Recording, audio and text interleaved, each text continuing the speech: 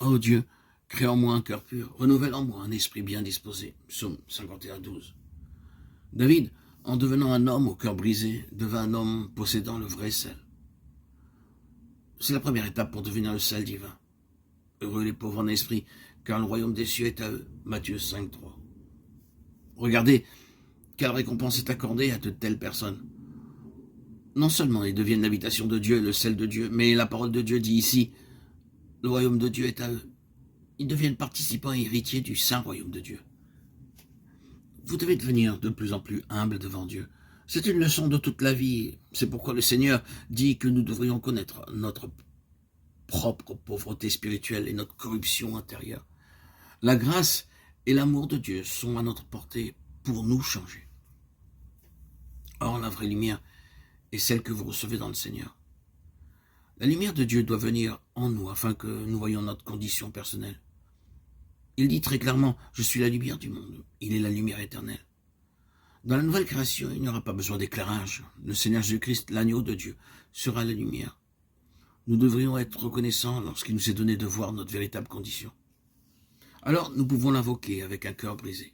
Oui, Seigneur, je n'avais jamais vu que mon cœur est très méchant, pécheur et souillé. Aie pitié de moi. Il répondra alors, je t'ai aimé d'un amour éternel et je t'ai attiré avec des cordages d'amour. Nous devons avoir un cœur brisé et contrit.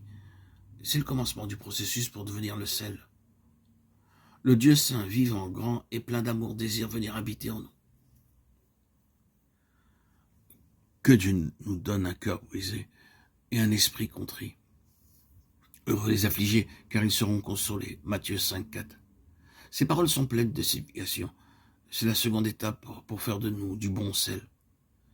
Dès que nous croyons au Seigneur Jésus-Christ de tout notre cœur, nous devons affronter des situations auxquelles nous n'avions jamais pensé auparavant. Avant notre conversion, nos amis et nos parents nous considéraient beaucoup, mais dès que nous nous décidons à obéir à notre Seigneur Jésus-Christ, nos amis deviennent nos ennemis. Nos frères et sœurs, nos enfants et nos parents qui nous aimaient beaucoup commencent à nous haïr.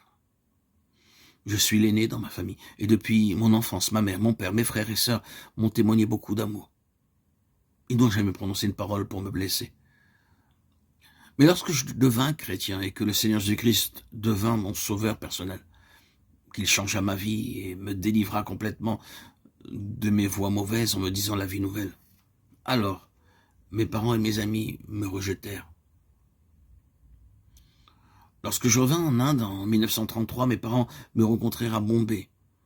Bien que cette année soit écoulée depuis mon départ des Indes, ils ne voulurent pas me laisser rentrer à la maison à moins que je ne consente à ne dire à personne que j'étais chrétien. À cette époque, je pensais que si j'étais revenu comme un ivrogne ou un adultère, ils m'auraient accueilli. Et maintenant que mon Seigneur m'avait changé, donné une vie nouvelle, il ne me voulait pas. Quelques instants après, j'entendis ces paroles. Quiconque met la main à la charrue et regarde en arrière n'est pas propre au royaume de Dieu. Quiconque aime son père ou sa mère ou son frère ou sa sœur plus que moi n'est pas digne de me suivre. Ainsi je dis à ma mère, je suis désolé, mon Seigneur vient à la première place. Puis, il me laissera bomber et partir. Ici est le témoignage de frère Baksing.